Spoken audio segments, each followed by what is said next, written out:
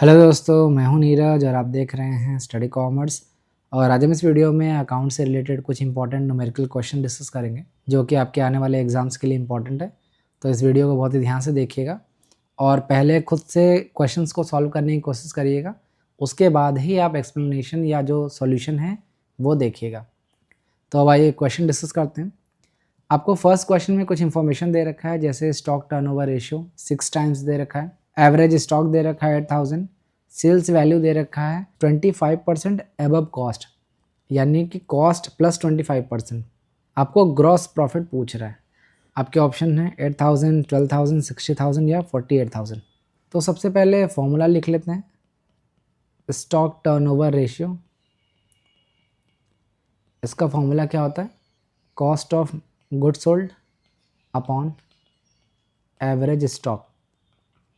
एक चीज़ ध्यान रखिएगा कि चाहे हम कॉस्ट ऑफ गुड सोल्ड कहें चाहे कॉस्ट ऑफ सेल्स कहें, दोनों का मतलब एक ही है। तो यहाँ पे स्टॉक टर्नओवर ऑलरेडी दे रखा है 6, कॉस्ट ऑफ गुड सोल्ड नहीं दे रखा है, तो हम इस तरह लिख लेते हैं। एवरेज स्टॉक दे रखा है आपको 8000, बटे 1 कर सकते हैं और इसको क्रॉस मल्टीप्लिकेशन करेंगे हम, तो cost of good sold calculate होके आ जाएगा 6 8 या 48, 48,000। तो cost of good sold calculate हमने कर लिया। अब यहाँ पे सेल्स वैल्यू कैलकुलेट कर लेते हैं। सेल्स वैल्यू क्या कह रहा है? कॉस्ट।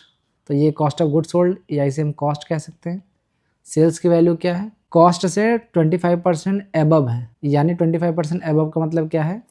यहाँ पे लिख लेते हैं 48,000 का 25% का क्या मतलब है? 1/4। तो 4 एकम 4, 4 दूनी 8, 12,000 प्लस 12,000, तो सेल्स वैल्यू कितनी आ जाएगी?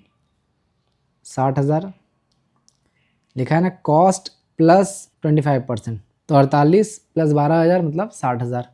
आपने ट्रेडिंग अकाउंट बनाया है तो उससे सॉल्व कर सकते हैं। यहाँ पे हम क्या लिखते हैं? सेल्स कितना है? 60,000 अभी आपने कैलकुलेट किया है।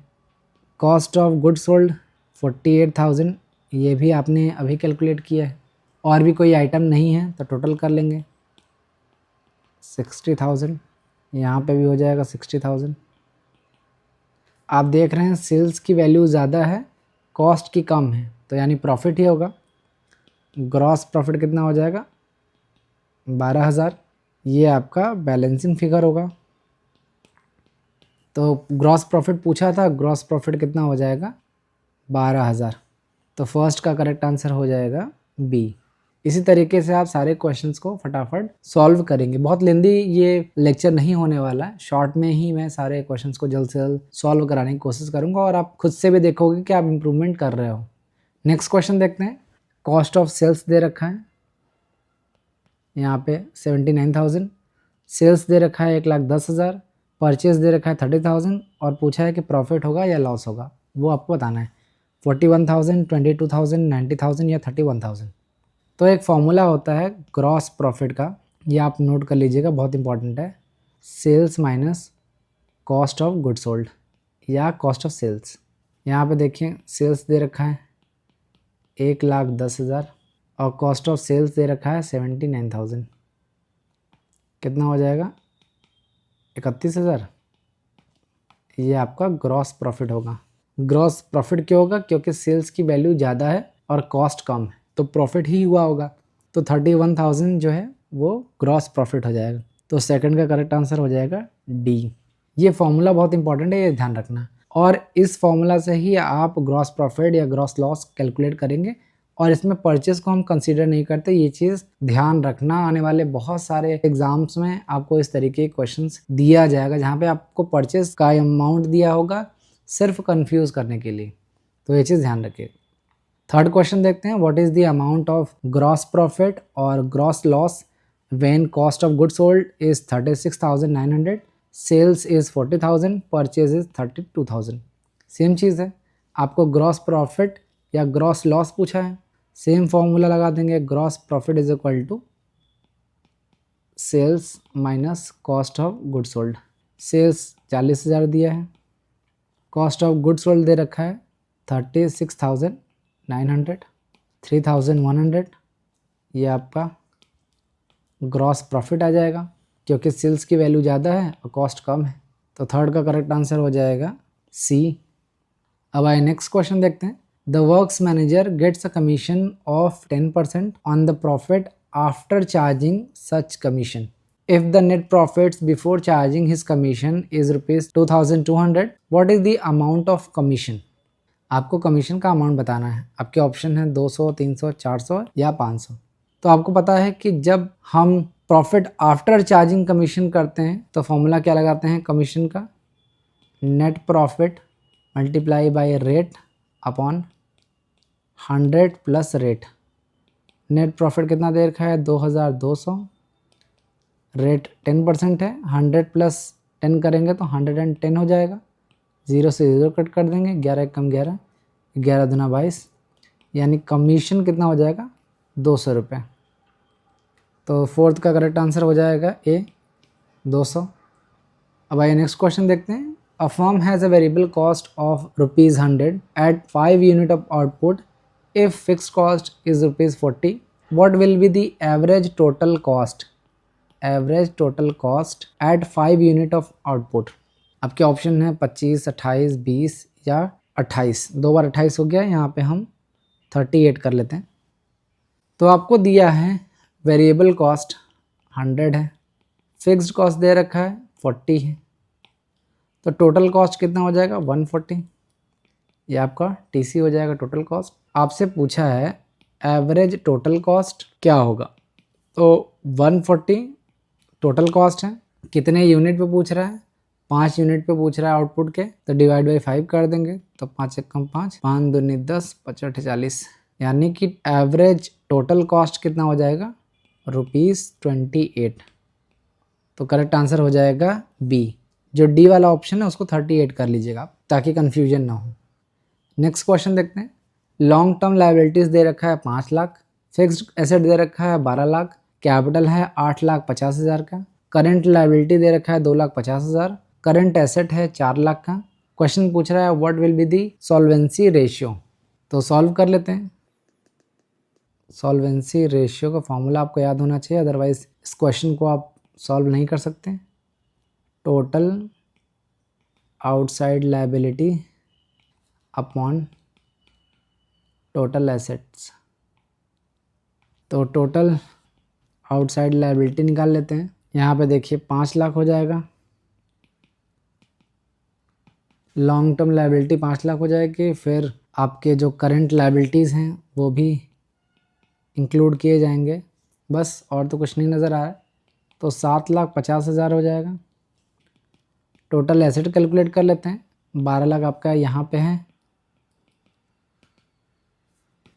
12 लाख ये हो गया, और करंट एसेट आपका 4 लाख का है। 12 4 16, 16 लाख। कैपिटल जो है वो आउटसाइड लायबिलिटी नहीं है, वो इंटरनल लायबिलिटी होता है, इसलिए इसमें इंक्लूड नहीं करेंगे। तो फॉर्मूला हम पुट कर देते हैं। टोटल आउटसाइड लायबिलिटी कितना हमने निकाला है 7,50,000, और टोटल एसेट कितना है 16 लाख। 3 0 से 3 0, 1 0 से 1 0, 5 से करेंगे तो 5 2 15, 5 दूनी 10, 5 एक कम 5, 5 5 25, तो 15:32 ये आ जाएगा। तो 6 का करेक्ट आंसर हो जाएगा सी। अब आइए नेक्स्ट क्वेश्चन देखते हैं। When funds from operation are 42,000, the amount of depreciation on plant and machinery is ₹5,000, what is the amount of net profit. आपके ऑप्शन है 60,000, 45,000, 35,000 या 37,000। तो देखिए ये बहुत ही सिंपल क्वेश्चन है। सबसे पहले आप नेट प्रॉफिट लिखते थे, नेट प्रॉफिट यहाँ पे दिया नहीं है। उसके बाद जो भी आपके नॉन कैश एक्सपेंसेस हैं उसको आप ऐड कर देते थे।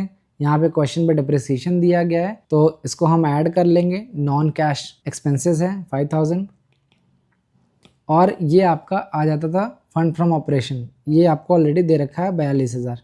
यहाँ पे हम कितना ऐड करेंगे 42 हो जाए तो कितना करेंगे ऐड 37,000। 37,000 प्लस 5,000 करेंगे तो 42,000 आएगा। ये चूँकि ये बैलेंसिंग फिगर है यहाँ पे, तो इस तरीके से आप कैलकुलेट कर सकते हैं। तो 7th का करेक्ट आंसर हो जाएगा डी 37,000। ये बहुत ही इजी क्वेश्चन है, इसलिए मैं इतना डिटेल में नहीं समझा रहा हूँ, आप आसानी से इसको कर सकते थे। अब आइए नेक्स्ट क्वेश्चन देखते हैं। फर्म विच मेक्स बोट्स एक फर्म है जो कि बोट्स बनाती है, उनका फिक्स कॉस्ट दिया हुआ है 2,60,000 पर मंथ है। The product sales for 35,000 per boat and the variable cost of the production is 15,000 per boat. The boat yard can manufacture 20 boats each month. What is the firm's break even point. सारे information को देख लो, break even output बताना है। तो break even output का formula note कर लेते हैं। Fixed cost upon contribution per unit. Fix cost तो दिया है 2,60,000, बट कंट्रीब्यूशन नहीं दिया है, तो कंट्रीब्यूशन पहले निकाल लेते हैं। कंट्रीब्यूशन पर यूनिट क्या होगा, SP minus VC, selling price minus variable cost. Selling price कितना दिया है 35,000, यहाँ पे देखिए, माइनस 15,000 कितना आ जाएगा 20,000 पर यूनिट है। तो फॉर्मूला में पुट कर देते हैं। फिक्स कॉस्ट कितना दिया है 2,60,000, कंट्रीब्यूशन हमने क्या निकाला है 20,000, 3 0 से 3 0, 1 0 से 1 0, 13, यानी 13 बोट आएगा। ब्रेक इवन आउटपुट 13 बोट पे हो सकता है। तो 8th का करेक्ट आंसर हो जाएगा D, 13 बोट्स। अब आइए नेक्स्ट क्वेश्चन देखते हैं। On January 1st asset were 30,000, liability were 13,000. On December 31st, capital was 16,500. Withdrawal by the owner during the year are 4,000. What is the amount of capital on January 1st? तो देखिए जनवरी 1st को ये capital पूछ रहा है, तो ये जो 31st का डेटा दिया गया इसका कोई मतलब नहीं। हमने फॉर्मूला पढ़ा हुआ है, एसेट इज इक्वल टू क्या होता है capital plus liability, capital is equal to क्या होता है एसेट माइनस लायबिलिटी, और लायबिलिटी इज इक्वल टू क्या होता है एसेट माइनस कैपिटल। ये फॉर्मूला हमने कई बार पढ़ा है। यहाँ पे कैपिटल पूछ रहा है, तो कैपिटल इज इक्वल टू क्या होगा एसेट माइनस लायबिलिटी। एसेट देखिए दिया हुआ है 30,000 रुपये जनवरी को, लायबिलिटीज़ यहाँ पे 13,000 दे रखा है, माइनस 13,000 कितना हो जाएगा 17,000। 1 जनवरी को जो कैपिटल की वैल्यू होगी वो होगी 17,000। तो 9th का करेक्ट आंसर हो जाएगा C। अब आइए नेक्स्ट क्वेश्चन देखते हैं। When capital in the beginning is ₹10,500, drawings during the year are 6,500, fresh capital introduced is ₹3,500, what is the amount of capital at the end assuming no profit और loss. देखिए यहाँ पे capital at the end calculate करने के लिए बोल रहा है, जिसको हम क्लोजिंग कैपिटल कहते हैं, वो कैलकुलेट करने के लिए कह रहा है। तो जब हम पार्टनरशिप पढ़ते हैं तो वहाँ पे हम पार्टनर्स का कैपिटल अकाउंट बनाते हैं। वो अलग अलग मेथड है, फिक्स्ड कैपिटल सिस्टम है या फ्लक्चुएटिंग कैपिटल सिस्टम है, उसके थ्रू आप ओपनिंग कैपिटल या क्लोजिंग कैपिटल कैलकुलेट करते हो। तो वही चीज़ यहाँ पे पूछा है, कैपिटल एट द एंड यानी क्लोजिंग कैपिटल आपको कैलकुलेट करके बताना है। तो मैं दूसरा मेथड आपको बता रहा हूँ जो है फ्लक्चुएटिंग कैपिटल सिस्टम, उसमें आप किस तरीके से क्लोजिंग कैपिटल कैलकुलेट कर सकते हो वो मैं आपको बता रहा हूँ। तो मैं फॉर्मेट बना लूँ पहले, इस तरीके से कुछ आप बनाते हो। यहाँ पे हम लिखते हैं बाय बैलेंस BD, जो कि शो करता है आपका ओपनिंग कैपिटल, जो भी आपका ओपनिंग कैपिटल होता है वो हम दिखाते हैं। तो ओपनिंग कैपिटल दे रहा है यहाँ पे कि 10,500 है, तो 10,500 लिख लेंगे।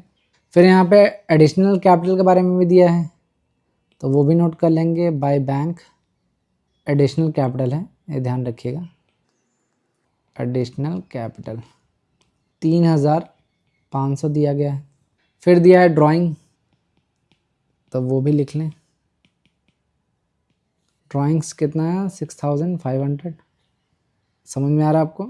और भी कोई चीज़ यहाँ पे दी नहीं गई है, प्रॉफिट एंड लॉस अज्यूम करना नहीं है। तो देख लेते हैं किधर का ज़्यादा है, इधर ज़्यादा है, कितना हो जाएगा 13 14,000 हो जाएगा। दोनों साइड बराबर कर देते हैं 14,000। तो यहाँ पे क्या आ जाएगा टू बैलेंस CD 7,500। ये क्या है आपका बैलेंसिंग फिगर है, ये आपको पता है। और ये है आपका क्लोजिंग कैपिटल, ये जो 7,500 है वो क्लोजिंग कैपिटल। तो क्लोजिंग कैपिटल कितना हो जाएगा 7,500। तो 10th का करेक्ट आंसर हो जाएगा A। एक चीज़ ध्यान रखिएगा, यहाँ पे लिखा है कि आपको प्रॉफिट एंड लॉस अज्यूम नहीं करना है, बट अगर मान लेते हैं कि प्रॉफिट आ जा रहा है तो क्वेश्चन में, तो प्रॉफिट इस साइड होगा और लॉस इस साइड होगा। ये चीज़ ध्यान रखना, जो भी अमाउंट होगा वो आप नोट कर सकते हैं। तो अब बढ़ते हैं आगे। When capital eight January 1st is ₹19,400, capital at December 31st is ₹21,500 and drawing is ₹4,300. What is the amount of profit और लॉस। यहाँ पे देखिए इस क्वेश्चन में आपको ओपनिंग और क्लोजिंग बैलेंस दे रखा है, लेकिन आपको कह रहा प्रॉफिट बताइए, प्रॉफिट कितना होगा। तो सेम प्रोसीजर हम फॉलो यहाँ पे करेंगे, बाय बैलेंस बीडी, ये आपका ओपनिंग कैपिटल दिखाता है, मैं ब्रैकेट में लिख भी दे रहा हूँ ताकि आपकी समझ बनती रहे। 19,400 दिया गया है, ठीक है। फिर ड्राइंग दिया गया है, तो ड्राइंग नोट कर लेते हैं 4,300, कोई दिक्कत। क्लोजिंग कैपिटल भी दिए रखा है तो वो भी नोट कर लेते हैं, बाय बैलेंस शीट, ये आपका क्लोजिंग कैपिटल है 21,500, तो इस साइड का ज़्यादा है, कैलकुलेट कर लेते हैं। 5 3 8 3 1 4 1 5, 25,800, तो 25,800 माइनस 19,400, तो यहाँ पे 400 हो जाएगा। 6 होगा यहाँ पे 6,400, तो यहाँ पे बाय प्रॉफिट ये आपका बैलेंसिंग फिगर है 6,400, यही आपका आंसर होगा। तो 11th का करेक्ट आंसर हो जाएगा डी। अब नेक्स्ट क्वेश्चन देखते हैं। Asset cost is ₹21,000, scrap value, यहाँ पे कॉमा होना चाहिए, scrap value is ₹1,000 and expected life of asset is 10 years. What is the amount of depreciation for the second year if the straight line method is used? Straight line method में हर साल का depreciation same होता है, तो अगर आपने किसी एक साल का निकाल लिया तो वो हर साल वो सेम ही होगा। तो डिप्रिसिएशन का फॉर्मूला नोट कर लेते हैं, asset cost minus scrap value upon useful life.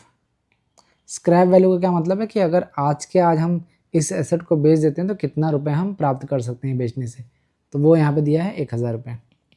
हमने एसेट परचेस किया था 21,000 में, अगर हम आज बेचते हैं मतलब 10 साल के बाद, जो भी एसेट की लाइफ है 10 साल के बाद अगर हम बेचते हैं तो 1,000 रुपये मिलेगा।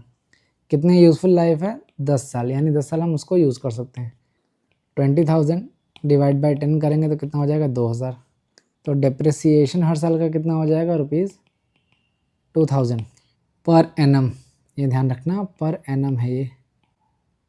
तो 12th का करेक्ट आंसर हो जाएगा बी 2000। अब आइए नेक्स्ट क्वेश्चन देखते हैं। क्लोजिंग स्टॉक दिया है 53,400, कॉस्ट ऑफ गुड सोल्ड दे रखा है 75,000, ग्रॉस प्रॉफिट दे रखा है 5,000, परचेज दे रखा है 82,000 और ओपनिंग स्टॉक पूछे। तो आपने ट्रेडिंग अकाउंट कई साल से आप बनाते आ रहे हो, दोबारा से बना लेते हैं। सबसे पहले हम क्या लिखते हैं, टू ओपनिंग स्टॉक, यहाँ पे दिया नहीं गया है तो यही बैलेंसिंग फिगर होगा, ठीक है। फिर दे रखा है सेल्स, देखिए सेल्स यहाँ पे दिया नहीं है बट सेल्स आप कैलकुलेट कर सकते हो। सेल्स कैसे कैलकुलेट करते हैं, cost of good sold plus profit. अगर ये दो चीज़ें आपको दी गई हैं तो आप कैलकुलेट कर सकते हो। कॉस्ट ऑफ गुड सोल्ड देखिए 75,000 दिया गया है यहाँ पे, और प्रॉफिट दे रखा है, ग्रॉस प्रॉफिट दे रखा है 5,000, तो सेल्स कैलकुलेट कर लेंगे 80,000। ये इंपॉर्टेंट चीज़ है जो आपको समझने के लिए भी ज़रूरी है कि अगर आपको कॉस्ट ऑफ गुड सोल्ड दिया है प्लस प्रॉफिट दिया है तो आप सेल्स कैलकुलेट कर सकते हो, तो ये चीज़ ध्यान रखना है यहाँ पे। क्लोजिंग स्टॉक आपको दे रखा है 53,400, परचेज आपको दे रखा है 82,000, ग्रॉस प्रॉफिट आपको दे रखा है 5,000, टोटल कर लेते हैं 400 3 8 5 13, 1,33,400, 1,33,400 माइनस कर लेते हैं 1,33,400 माइनस 87,000, 400 हो जाएगा, फिर 6 4, सही है। एक बार चेक कर लीजिएगा। तो आपका ओपनिंग स्टॉक कितना आ जा रहा है 46,400, तो 13 का करेक्ट आंसर हो जाएगा सी 46,400। आगे बढ़ते हैं। The asset of a business are ₹21,315, liabilities are 4,120, what is the amount of owners equity. देखिए फिर से मैं एक बार फॉर्मूला याद करा देता हूँ। एसेट इज इक्वल टू क्या होता है, capital plus liability. Capital is equal to क्या होता है, asset minus liability. Liability is equal to क्या होता है, एसेट माइनस कैपिटल। तो यहाँ पे कैपिटल पूछ रहा है, कैपिटल या ओनर्स इक्विटी एक ही बात है। तो कैपिटल इज इक्वल टू क्या होता है, ए माइनस एल। एसेट दे रखा है 21,315 माइनस 4,120। सॉल्व कर लेंगे तो कितना हो जाएगा, 5 9 1 7 1 17,195। ये आपका ओनर्स इक्विटी या कैपिटल आ जाएगा। तो 14th का करेक्ट आंसर हो जाएगा सी। अब आइए नेक्स्ट क्वेश्चन देखते हैं। When net sales for the year is ₹2,50,000, debtors are ₹50,000, the average collection period is. आपको एवरेज कलेक्शन पीरियड कैलकुलेट करना है। तो एवरेज कलेक्शन पीरियड का फॉर्मूला क्या होता है, लिख लेते हैं। 365 अपॉन डेटर्स टर्नओवर रेशियो।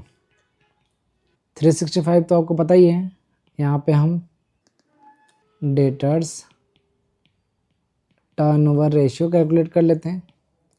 इसका फॉर्मूला क्या होता है, net credit sales upon average debtors. Net sales दिया है तो उसी को मान लेंगे हम, 2,50,000, और डेटर दिया है 50,000 का। 3 0 से 3 0, 1 0 से 1 0, 5 1 5, 5 5 25। तो डेटर टर्नओवर्स कैलकुलेट आपने कर लिया 5 टाइम्स। तो एवरेज कलेक्शन पीरियड कितना होगा, 365 डिवाइड बाई 5। तो 5 7 जा 35, 5 3 जा 15। तो 73 डेज जो है वो आपका एवरेज कलेक्शन पीरियड हो जाएगा। तो 15th का करेक्ट आंसर हो जाएगा डी। अब आइए नेक्स्ट क्वेश्चन देखते हैं। When opening stock is ₹50,000, closing stock 60,000 दिया है, कॉस्ट ऑफ गुड्स सोल्ड दिया है 2,20,000, स्टॉक टर्नओवर रेशियो आपको कैलकुलेट करना है। तो फॉर्मूला देख लेते हैं। Stock turnover ratio is equal to cost of goods sold upon average stock, या एवरेज इन्वेंट्री बोल देते हैं। तो कॉस्ट ऑफ गुड्स सोल्ड आपको ऑलरेडी दे रखा है 2,20,000। एवरेज इन्वेंट्री कैलकुलेट कर लेते हैं, ओपनिंग प्लस क्लोजिंग अपॉन 2 कर देंगे। तो ओपनिंग कितना है 50,000 प्लस क्लोजिंग कितना है 60,000 अपॉन 2 कर देंगे, यानी 1,10,000 डिवाइड बाई 2 कर देंगे तो कितना हो जाएगा 55,000। समझ में आया आपको। तो कॉस्ट ऑफ गुड्स सोल्ड कितना दे रखा है 2,20,000, और आपने एवरेज इन्वेंट्री कैलकुलेट कर लिया है 55,000। सॉल्व कर देते हैं। 3 0 से 3 0 चला गया, फिर 11 5 55, 11 दूनी 22 0, फिर 5 1 5, 5 चौका 20। तो स्टॉक टर्नओवर रेशियो कितना आ गया 4 टाइम्स। तो 16th का करेक्ट आंसर हो जाएगा सी। अब बढ़ते हैं आगे। X limited purchased land and building worth 28,80,000 in leave issued debentures of 100 each at discount of 4%। What is the number of debenture issued. आपको नंबर ऑफ डिवेंचर बताना है जो इशू किया गया है। तो नंबर ऑफ डिवेंचर का फॉर्मूला क्या होता है, प्राइस कंसिडरेशन। यहाँ पे मैं लिख दे रहा हूँ, कभी भी आपको हो सकता है एग्जाम में फॉर्मूला ही पूछ दे, upon discounted value of debenture. कितना पैसा डिवेंचर के रूप में उठाया गया है 28,80,000। 4% के डिस्काउंट पे तो एक्चुअली 100 रुपये का था, बट 4% डिस्काउंट देके 96 में इशू किया गया है। तो इसको सॉल्व कर लेते हैं। 96 डिवाइड कर देते हैं, 3 बार जाएगा, 6 3 18, 3 9 27, 1 28। ठीक है, फिर 3 0 हो जाएगा, 4 0 सॉरी, 30,000 ये आपका आंसर आ जाएगा। यानी नंबर ऑफ डिवेंचर इशूड कितने किया गया था 30,000। तो 17th का करेक्ट आंसर हो जाएगा डी। अब बढ़ते हैं आगे। कैश दे रखा है 10,000, स्टॉक दे रखा है 25,000, शॉर्ट टर्म इन्वेस्टमेंट दे रखा है 5,000, क्रेडिटर दिया गया है 22,000 का, और बैंक ओवरड्राफ्ट दिया है 8,000 का। करंट रेशियो आपको कैलकुलेट करना है। करंट रेशियो इक्वल टू क्या होता है, current asset upon current liability. तो करंट लायबिलिटी और करंट एसेट एक बार निकाल लेते हैं। देखिए, सबसे पहले कैश दे रखा है तो ये आपका करंट एसेट है। शॉर्ट टर्म इन्वेस्टमेंट दे रखा है 5,000 का, तो ये भी आपका करंट एसेट होगा। क्रेडिटर दे रखा है 22,000 का, तो ये आपका करंट लायबिलिटी होगा। बैंक ओवरड्राफ्ट दे रखा है 8,000 का, तो ये भी आपका करंट लायबिलिटी होगा। सॉरी, स्टॉक भी दे रखा है, ये 25,000 का स्टॉक दे रखा है, ये भी आपका करंट एसेट होगा। तो 25 + 3 = 10, 40,000 रुपये का करंट एसेट आ गया और 30,000 का करंट लायबिलिटी। फॉर्मूला हम पुट कर देते हैं, 40,000 / 30,000, 0 से 0 हट गया, 4:3 आ गया। तो 18th का करेक्ट आंसर हो जाएगा डी। अब बढ़ते हैं आगे। Normal cost of normal output of 80 unit is 400। Normal cost दे रखा है 80 यूनिट्स का 400 रुपये। Then value of abnormal wastage of 5 units will be. आपको 5 यूनिट का एबनॉर्मल वेस्टेज बताना है।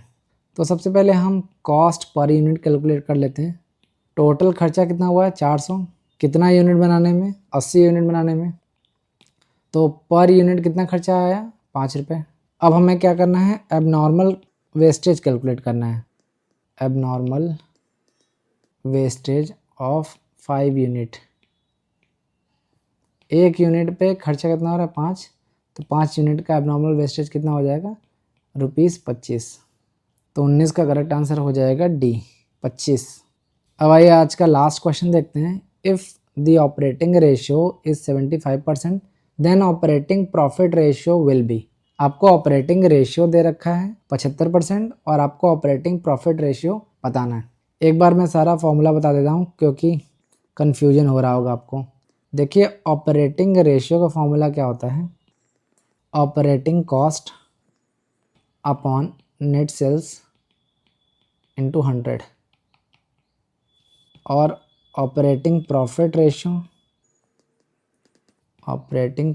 Ratio is equal to operating profit upon net sales into 100।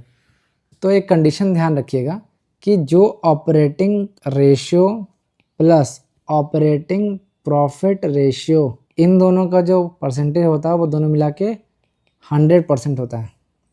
Operating ratio, ध्यान रखना, ऑपरेटिंग रेशियो और ऑपरेटिंग प्रॉफिट रेशियो का टोटल जो परसेंटेज होता है वो 100 होता है। तो अगर ऑपरेटिंग रेशियो 75% है तो ऑपरेटिंग प्रॉफिट रेशियो कितना होगा 25%, क्योंकि इन दोनों का जो टोटल परसेंटेज होता है वो कितना होता है 100% होता है।